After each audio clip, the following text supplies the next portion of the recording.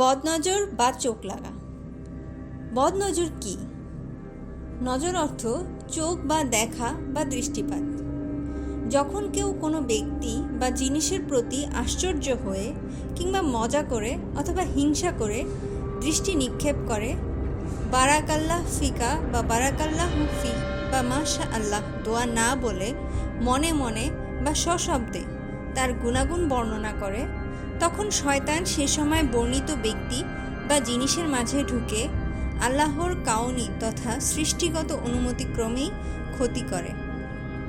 চোখ বা দৃষ্টিশক্তি স্বয়ং নিজে কোনো ক্ষতি করতে পারে না, তাই তো অন্ধ মানুষের দ্বারাও নজর লাগে।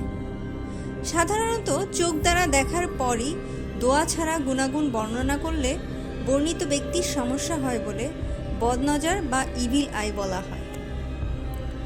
বদনজর হলো আল্লাহর একটি সৃষ্টি। এটি একটি বিশেষ প্রভাব যা একজন মানুষ থেকে আরেকজন মানুষের উপরে বিস্তার লাভ করতে পারে। উদাহরণস্বরূপ, কারো চেহারা অত্যন্ত সুন্দর, কোনো একজন লোক তার প্রশংসায় সত্যি তুমি কি দারুণ দেখতে বলে উঠল। পরদিন দেখা গেল সুন্দর চেহারার ব্যক্তি কোনো রোগে আক্রান্ত হয়ে গেছে। বদনজর কি সত্যিই আছে নাকি স্রেফ কুসংস্কার? বদনজর আছে, অবশ্যই আছে। কোরআনে এর দৃষ্টান্ত আছে, হাদিসে এর বিশদ বর্ণনা আছে।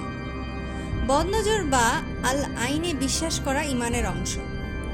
যদিও এটি ইমানের মৌলিক বিষয় নয়, তবে একে অস্বীকার করলে যে ইমান ক্ষতিগ্রস্ত হবে তাতে সন্দেহ নেই। কুরআন থেকে দৃষ্টান্ত।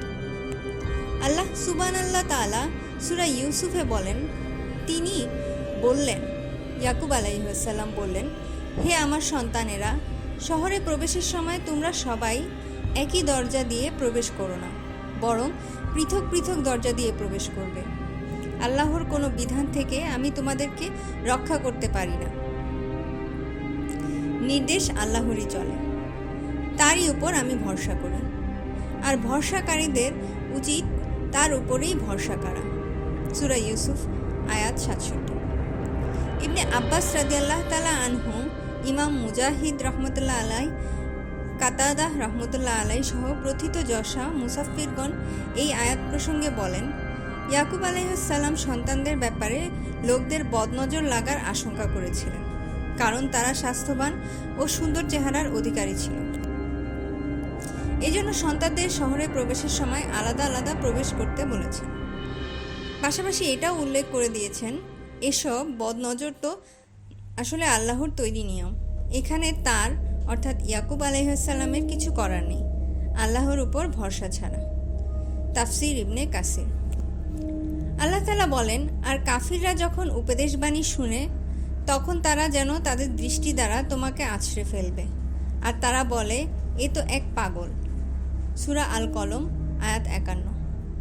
হাফিজ ইবনে কাসির রহমতুল্লাহ আলাই, ইবনে আব্বাস রাদিয়াল্লাহু তাআলা আনহু এবং মুজাহিদ রহমতুল্লাহ আলাই থেকে বর্ণিত করেন যে তোমার প্রতি বদনজর দিবে, অর্থাৎ তারা তোমাকে হিংসার প্রতিফলন ঘটিয়ে রোগী বানিয়ে দিবে যদি আল্লাহ তাআলার তোমার প্রতি হেফাজত না থাকে। আয়াতটি প্রমাণ বহন করে যে বদনজরের কুপ্রভাবের বাস্তবতা রয়েছে আল্লাহর হুকুমে। যেমন এ ব্যাপারে হাদিসও রয়েছে। তাফসির ইবনে কাসির। হাদিসের আলোকে বদনজর। আবু হুরায়রা রাদিয়াল্লাহু তাআলা আনহু হতে রাসূলুল্লাহ সাল্লাল্লাহু আলাইহি সাল্লাম সূত্রে বর্ণিত, তিনি সাল্লাল্লাহু আলাইহি সাল্লাম বলেন, বদনজর লাগা সত্য। সহিহুল বুখারী, সহিহ মুসলিম।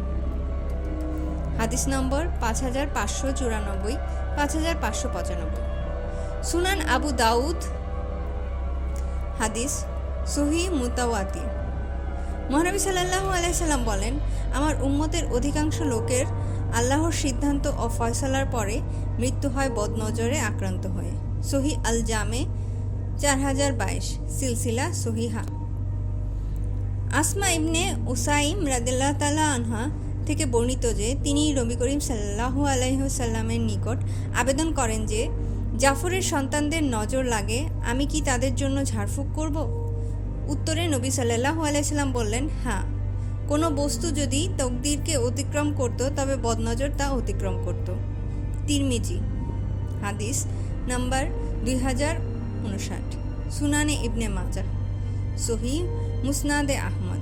রাসূলুল্লাহ সাল্লাল্লাহু আলাইহি ওয়াসাল্লাম বলেছেন, ভাগ্যকে কোনো জিনিস অতিক্রম করতে সমর্থ হলে কুদৃষ্টি তা অতিক্রম করতে পারত। সহিহ আত-তিরমিজি। তাকদীর আল্লাহ মানুষ সৃষ্টির পূর্বেই লিখে রেখেছেন, কিন্তু কিছু কিছু বিষয় আছে যা পরিবর্তনশীল, তকদিরের অন্তর্গত। যেমন কখন কার মৃত্যু হবে এটা পরিবর্তনশীল, কিন্তু প্রত্যেকেই মরবে এটা অপরিবর্তনীয় তাকদীর। যাই হোক, সেরকম পরিবর্তনশীল তকদিরে কিছু কিছু জিনিস এমন আছে যা বদল আনতে পারে, যেমন দোয়া, বদনজর, স্বপ্নের তাবির। বদনজর যেমন অসুস্থতা তৈরি করে সীমাহীন দুর্ভোগ আনতে পারে, তেমনি মৃত্যুও ঘটাতে পারে এর প্রভাবে। মৃত্যুর ব্যাপারে উম্মতের জন্য নির্ধারিত কারণের বাইরে বদনজরই সবচেয়ে বেশি কারণ হয়ে উঠবে। যেমন জাবির রহমতুল্লাহ আলাইহি থেকে বর্ণিত, আল্লাহর রাসূল সাল্লাল্লাহু আলাইহি সাল্লাম বলেন, বদনজর মানুষকে কবরে নিয়ে যায় আর উটকে নিয়ে যায় রান্নার পাত্রে। আবু নাঈম হিলিয়াতুল আউলিয়া, সহিহ আল জামে হাদিস। আয়েশা সিদ্দিকা রাদিয়াল্লাহু তাআলা আনহা বর্ণনা করেন, নবী সাল্লাল্লাহু আলাইহি সাল্লাম বলেন, তোমরা বদনজরের ক্রিয়া থেকে রক্ষার জন্য আল্লাহ তাআলার সাহায্য প্রার্থনা করো, কেননা তা সত্য। সুনানে ইবনে মাজাহ। ইমাম ইবনে তাইমিয়া বলেন, কোনো মানুষই হিংসা বিদ্বেষ মুক্ত নয়, তবে দুষ্ট এবং মন্দ লোকেরটা প্রকাশ পায় এবং ভদ্র ভালো মানুষেরটা প্রকাশ পায় না। ফাতওয়া ইবনে তাইমিয়া, কিতাবুস সুলুক। আবু যর রাদিয়াল্লাহু তাআলা আনহু বর্ণনা করেন যে নবী করিম সাল্লাল্লাহু আলাইহি ওয়াসাল্লাম বলেছেন, কোনো ব্যক্তির যখন নজর লাগে তখন এত বেশি প্রভাবিত হয় যে সে যেন কোনো উঁচু স্থানে চড়ল, অতঃপর কোনো নজর দ্বারা হঠাৎ করে নিচে পড়ে গেল। ইমাম আহমদ ও আবু ইয়ালা বর্ণনা করেন, শায়েখ আলবানী সহিহ বলেছেন। ইবনে আব্বাস রাদিয়াল্লাহু তাআলা আনহা থেকে বর্ণিত যে নবী সাল্লাল্লাহু আলাইহি সাল্লাম বলেছেন, বদ নজর সত্যি, তা যেন মানুষের উপর থেকে নিচে ফেলে দেয়। ইমাম আহমদ ও তারবানী আলবানী হাসান বলেছেন, হাদিস নাম্বার 1250। রাসূলুল্লাহ সাল্লাল্লাহু আলাইহি সাল্লাম থেকে বিশুদ্ধ সনদে এমন অনেক বর্ণনা পাওয়া যায়।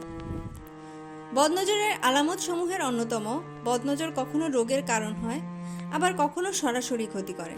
যেমন নজর লেগে কারো শরীরে জ্বর চলে আসতে পারে, কোনো কারণ ছাড়াই কান্না আসা, প্রায় সময় কাজে মন না বসা, নামাজ, জিকির, ক্লাসে মন না বসা, প্রায়শই শরীর দুর্বল থাকা, ক্ষুধামন্দা, বমি বমি ভাব লাগা, চেহারা ধূসর ও হলুদ হয়ে যাওয়া, বুক ধরফর করা, দম বন্ধ, অস্বস্তি লাগা, অহেতুক মেজাজ বিগড়ে যাওয়া, আত্মীয় স্বজন বা বন্ধু বান্ধবের সাথে দেখা হলেই ভালো না লাগা, মেয়েদের ক্ষেত্রে অতিরিক্ত চুল পড়া, শ্যাম্পুতে কাজ না করা, পেটে প্রচুর গ্যাস হওয়া, বিভিন্ন সব অসুখ লেগে থাকা যা দীর্ঘদিন চিকিৎসাতেও ভালো হয় না, সর্দি কাশি, মাথা ব্যথা ইত্যাদি, হাতে পায়ে মাঝে মধ্যেই ব্যথা করা, পুরো শরীরে ব্যথা দৌড়ে বেড়ানো, ব্যবসায় ঝামেলা লেগে থাকা, আপনি যে কাজে অভিজ্ঞ সেটা করতে গেলেই অসুস্থ হয়ে যাওয়া, ডায়রিয়া হওয়া।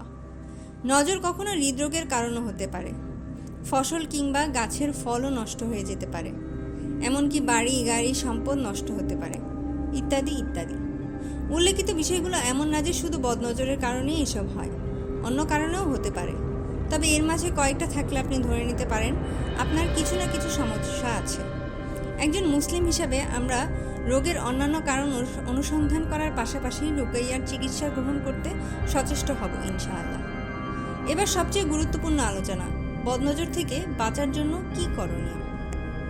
প্রবাদে আছে, prevention is better than cure, অর্থাৎ রোগের প্রতিকার অপেক্ষা প্রতিরোধ উত্তম।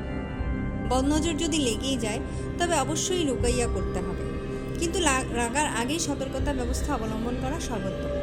উল্লেখ্য, বদনজর লাগার আগেই সতর্কতামূলক ব্যবস্থা নেওয়াতে কোনো দোষ নেই, এটা আল্লাহর উপর ভরসা করার পরিপন্থীও নয়, কারণ আল্লাহর উপর পরিপূর্ণভাবে ভরসার স্বরূপ হলো বান্দা বৈধ উপকরণ অবলম্বন করে বদনজর ইত্যাদি থেকে বেঁচে থাকার চেষ্টা করবে এবং সেই সাথে আল্লাহর উপর ভরসা করবে। রাসূল সাল্লাল্লাহু আলাইহি ওয়াসাল্লাম হাসান ও হুসাইন রাদিয়াল্লাহু তাআলা আনহুকে এই বাক্যগুলো দিয়ে ঝাড়ফুঁক করাতেন, যার অর্থাৎ, আমি তোমাদের উভয়কে আল্লাহর কালামের আশ্রয়ে রাখতে চাই, সব ধরনের শয়তান হতে, কষ্টদায়ক বস্তু হতে এবং সব ধরনের বদনজর হতে। প্রথমত, আল্লাহর সৃষ্ট যে কোনো অনিষ্ট এবং শাস্তি থেকে বাঁচার জন্য সাধারণ নিয়ম হচ্ছে তার নির্দেশ অনুযায়ী জীবনযাপন করা, হারাম থেকে বেঁচে থাকা এবং আল্লাহ সুবহানাল্লাহ তাআলা ও তার পবিত্র কালাম কুরআন মাজিদের সাথে সম্পর্ক স্থাপন করা। বিশেষত দৈনিক 5 ওয়াক্ত সালাত আদায় এবং নাপাকি থেকে বেঁচে থাকা। যারা এই কাজগুলো করে থাকেন তাদের উপর এমনিতেই জিন, জাদু ও বদনজরের প্রভাব অনেক কম হয়ে থাকে। দ্বিতীয়ত, দোয়া ও জিকির। 5 ওয়াক্ত ফরজ সালাতের পর আয়াতুল কুরসি পাঠ, রাতে ঘুমাবার আগে আয়াতুল কুরসি ও সূরা বাকারার শেষ 2 আয়াত পাঠ এবং সকাল সন্ধ্যা নির্ধারিত বিশেষ জিকির খুবই গুরুত্বপূর্ণ। এগুলো আল্লাহর সৃষ্টির অকল্যাণ থেকে নানাভাবে প্রোটেকশন দেয়। এ ব্যাপারে 2টি গুরুত্বপূর্ণ হাদিস উল্লেখ করছি। উসমান বিন আফফান রাদিয়াল্লাহু তাআলা আনহু থেকে বর্ণিত, রাসূলুল্লাহ সাল্লাল্লাহু আলাইহি সাল্লাম বলেছেন, যে ব্যক্তি প্রতিদিন সকাল সন্ধ্যায় 3 বার করে এই দোয়া পড়বে, কোনো জিনিস তার ক্ষতি করতে পারবে না। দোয়াটি হলো, বিসমিল্লাহিল্লাযী লা ইয়াদুরু মা আসমিহি শাইউন ফিল আরদি ওয়ালা ফিস সামিই ওয়া হুয়াস সামিউল আলিম। তিরমিজি হাদিস 3388, ইবনে মাজাহ হাদিস 3869, আলবানী রাহমাতুল্লাহ আলাইহি হতে এর মতে হাসান। আব্দুল্লাহ ইবনে খুবাইব রাদিয়াল্লাহু তাআলা আনহু থেকে বর্ণিত, তিনি বলেন, একদা রাসূলুল্লাহ সাল্লাল্লাহু আলাইহি সাল্লাম আমাকে বললেন, সকাল সন্ধ্যায় কুল হুয়াল্লাহু আহাদ অর্থাৎ সূরা ইখলাস, কুল আউযু বিরাব্বিল ফালাক অর্থাৎ সূরা ফালাক ও কুল আউযু বিরাব্বিন নাস অর্থাৎ সূরা নাস 3 বার করে পড়ো, তাহলে প্রতিটি ক্ষতিকর জিনিস থেকে নিরাপত্তার জন্য তা যথেষ্ট।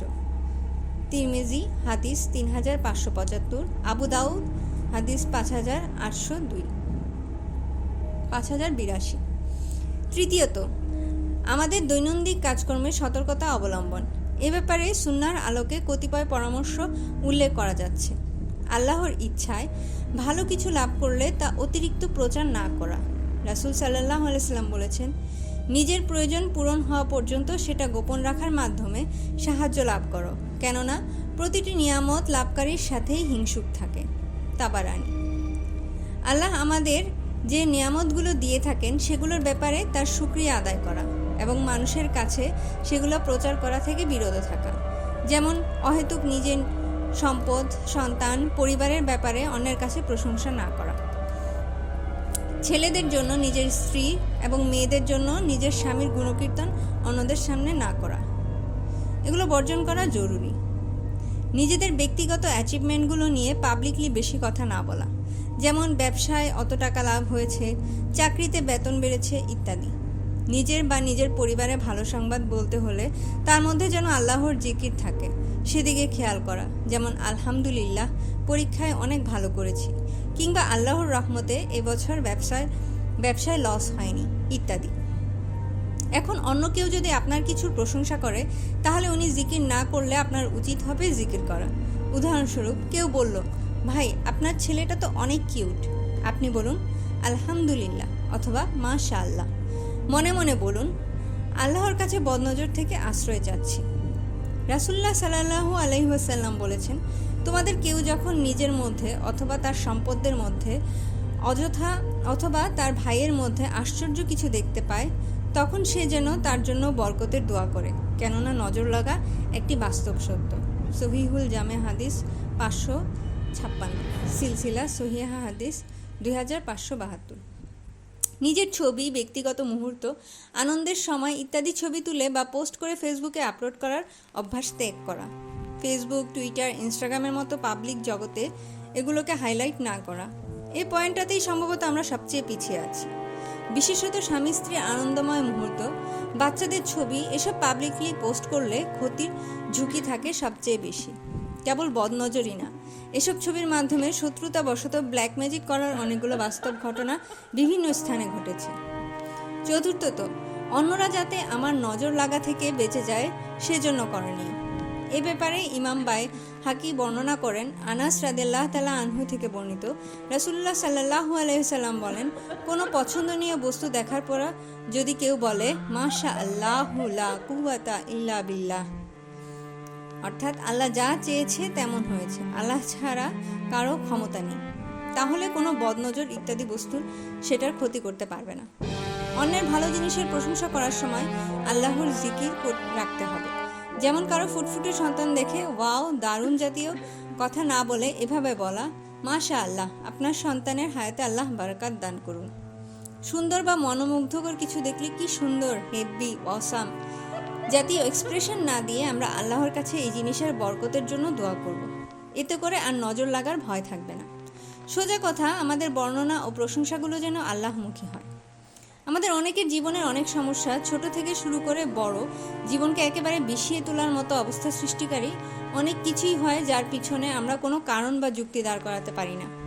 ঠিক কী কারণে আমরা এমন সমস্যার মুখোমুখি হচ্ছি ভেবে কুলকিনারা পাই না। খুঁজলে দেখা যাবে এসবের অনেক কিছুই স্রেফ নজর লাগার মাধ্যমে শুরু হয়েছে। আর নজর লাগার সব রাস্তা খুলে রেখে আমরা নিজেরাই নিজেদের বিপদকে নিজেদের জীবনে ডেকে আনছি। এজন্য ভাই ও বোনেরা, একটু সতর্ক হন। নিজের ভালো নিজে না বুঝলে আর কে বুঝবে বলুন? কথাবার্তা আল্লাহর জিকির বেশি বেশি করুন। তার হুকুমের মধ্যে জীবন পরিচালনার চেষ্টা করুন। আল্লাহ সুবহানাল্লাহ তাআলা তার সৃষ্টির সকল প্রকার অনিষ্ট থেকে আমাদের বেঁচে থাকার তৌফিক দান করুন, আমিন। বদনজর দু ধরনের, একটা হচ্ছে জিনের দ্বারা, আরেকটা হচ্ছে মানুষের দ্বারা। ইবনে হাজার আসকালানি বদনজরের সংজ্ঞায় বলেন, কোনো উত্তম বস্তুর প্রতি যখন মন্দ স্বভাবের কেউ হিংসার চোখে তাকায় আর এর ফলে সেই মানুষ বা প্রাণী অথবা অন্য কিছুর ক্ষতি সাধিত হয়, তখন তা বদনজর। অর্থাৎ হিংসা, বিদ্বেষ ও প্রবল লোভপূর্ণ দৃষ্টির মাঝে এক ধরনের অদৃশ্য বিষ রয়েছে। কোনো কোনো হাদিসে বদনজরকে আল-হামার অন্তর্ভুক্ত করা হয়েছে, যার অনুবাদ করলে দাঁড়ায় এমন কিছু যাতে প্রাণঘাতী বিষ আছে। ইবনুল কাইয়ুম রাহমাতুল্লাহ আলাইহি আরও চমৎকার আলোচনা করেছেন। বদনজর যে কারো দ্বারা হতে পারে, ইচ্ছেই বা অনিচ্ছায়। তাছাড়া বদনজর মূলত অন্তরের প্রভাবে, তাই অন্ধ ব্যক্তির দ্বারাও বদনজর হতে পারে। উত্তম স্বভাবের কোনো ব্যক্তির মুগ্ধতার নজরেও কখনো কখনো বদনজর পড়তে পারে, কিংবা কিছু না দেখে কেবল বর্ণনা শোনার দ্বারা অনুপস্থিত ব্যক্তি বা বস্তুর উপর বদনজরের প্রভাব পড়তে পারে। ফলত আমাদের সোশ্যাল মিডিয়া বদনজরের আওতামুক্ত না। কখনো সরাসরি দৃষ্টিপাতে, কখনো বদদোয়া বা তাবিজের মাধ্যমে, আবার কখনো ধ্যানের মাধ্যমেও হয়ে যায়। কখনো মানুষের নিজের নজর নিজেরই লাগে। নজর ইচ্ছাকৃত অনিচ্ছাকৃত যে কোনোভাবে লাগতে পারে। সূরা ইউসুফে দেখা যায় ইয়াকুব আলাইহিস সালাম তার সন্তানদের ব্যাপারে বদনজর নিয়ে বিচলিত হচ্ছিলেন। আর আমাদের অবস্থা হচ্ছে এই যে একটা বড় অংশই আমরা বদনজরের ব্যাপারে সচেতন নই। আর এই জন্য এই অদৃশ্য রোগের মৃত্যুহার বেশি। হাদিসে স্পষ্টভাবে বলা আছে, বদনজরের চিকিৎসা হচ্ছে ঝাড়ফুঁক। আয়েশা রাদিয়াল্লাহু তাআলা আনহা হতে বর্ণিত, তিনি বলেছেন, কারো উপর বদনজর লাগলে নবী করিম সাল্লাল্লাহু আলাইহি সাল্লাম রুকিয়া করার নির্দেশ দিতেন। সহিহ বুখারী, সহিহ মুসলিম ও মিসকাত। উম্মে সালমা রাদিয়াল্লাহু আনহা থেকে বর্ণিত যে রাসূল সাল্লাল্লাহু আলাইহি সাল্লাম তার ঘরে এক মেয়ে শিশুর চেহারায় দাগ দেখে তিনি বলেছেন যে তার চেহারায় বদনজরের লক্ষণ দেখা যাচ্ছে, তাকে রুকিয়া করা। সহিহুল বুখারী, সহিহ মুসলিম।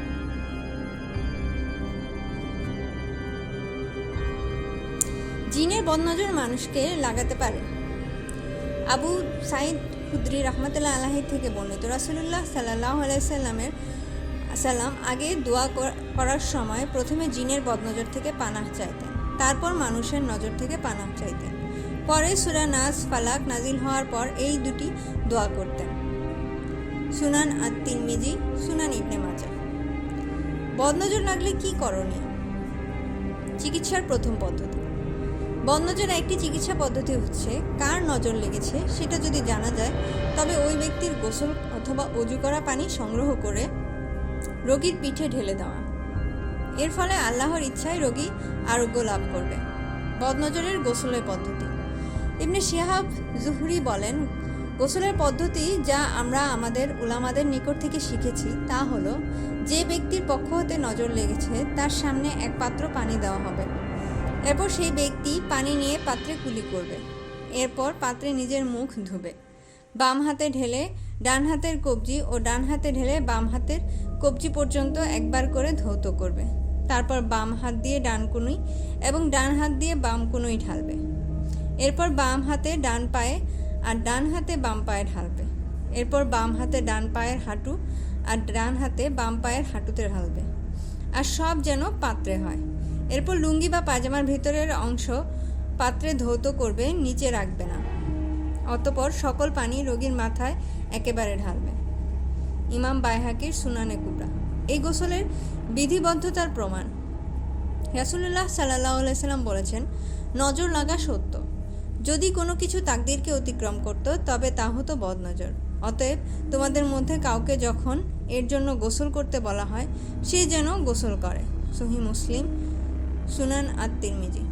আয়েশা রাদিয়াল্লাহু তাআলা আনহা বলেন যে, নবী সাল্লাল্লাহু আলাইহি সাল্লামের যুগে নজর যে ব্যক্তি লাগিয়েছে তাকে ওযু করতে বলা হতো, আর সেই ওযু করা পানি দিয়ে নজর লাগা ব্যক্তিকে গোসল দেওয়া হতো। সুনানে আবু দাউদ। উল্লেখিত হাদিস দ্বারা নজরকৃত ব্যক্তির বদনজরকারীর ওযু ও গোসলের সাব্যস্ত হয়। চিকিৎসার দ্বিতীয় পদ্ধতি। রোগীর মাথায় হাত রেখে নিম্নের দোয়া পড়ুন, যার অর্থ, আল্লাহর নামে তোমায় ঝাড়ফুঁক করছি, আর আল্লাহই তোমাকে কষ্টদায়ক রোগ থেকে মুক্তি দিবেন, আর সকলের অনিষ্ট ও হিংসুক বদনজরকারীর অনিষ্ট থেকে তোমাকে আরোগ্য দিবেন। আল্লাহর নামে তোমাকে ঝাড়ছি। সহিহ মুসলিম।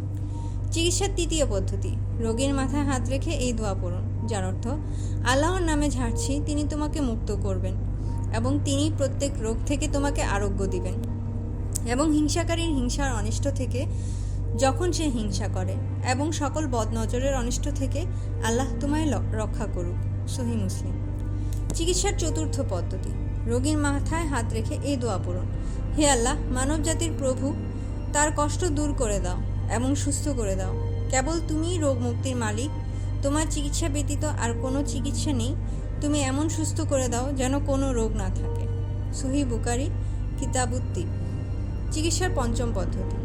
বদনজরের রোগীর ব্যথার স্থানে হাত রেখে নিম্নের সূরাগুলো পড়ে রুকিয়া করবে, সূরা ইখলাস, সূরা ফালাক ও সূরা নাস। এছাড়াও অন্যরকম দোয়া ও আমল আছে যেগুলো দ্বারা বদনজরের চিকিৎসা করা হয়ে থাকে।